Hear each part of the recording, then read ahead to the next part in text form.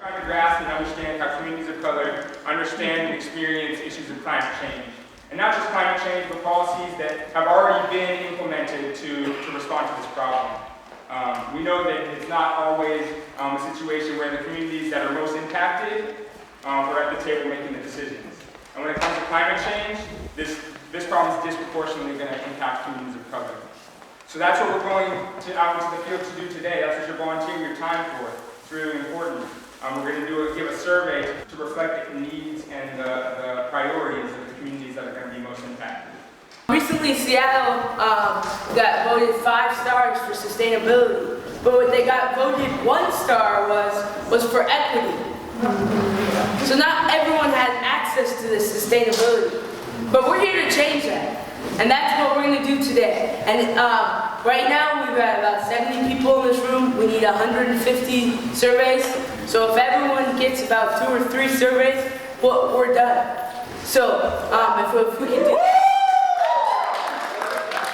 Out what's going on the way back, and then Peter's gonna just bike there. Right. Okay. We're primarily surveying residents of South Seattle and South King County. What we know, for example, in Seattle is that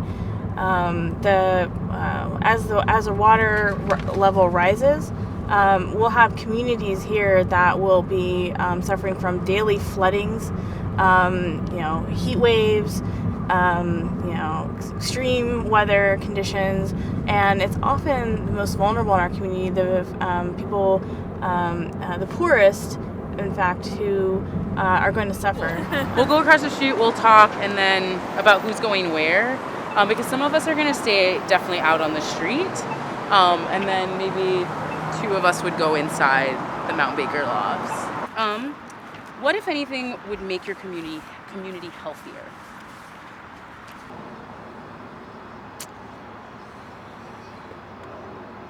I make more bike lanes. Okay.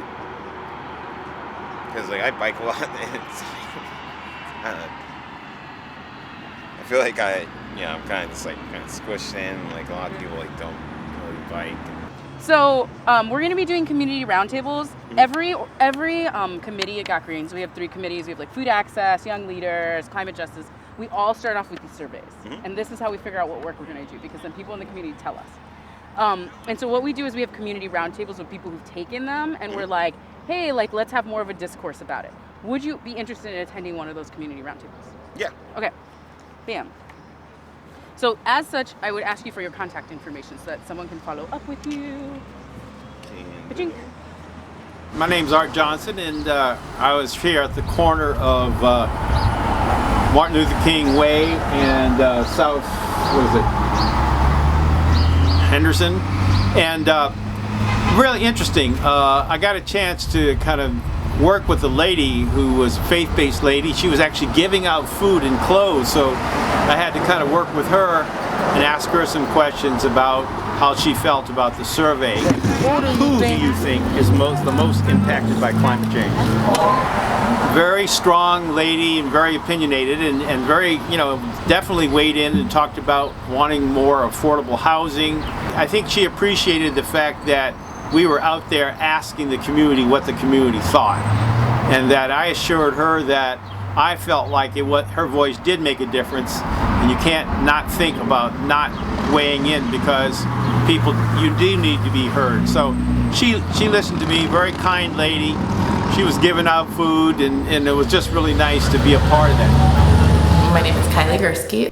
There were a group of guys playing a game of dice and just hanging out in the afternoon, sitting outside their apartment building, and one of them was willing to chat with me for 20 or 30 minutes and was really passionate about the issue and excited to answer the questions and just have a conversation about environmental issues and the changes that he'd seen over the years in weather and also in food quality and air quality, and it was awesome to talk to him.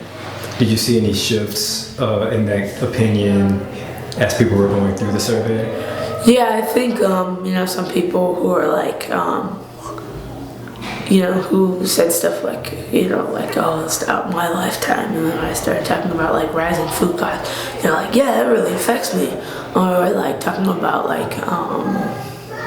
you know, the increased droughts and or the increased like heat waves, they were like, you know, it was really hot. So I think there was like, you know, connections made as we went along.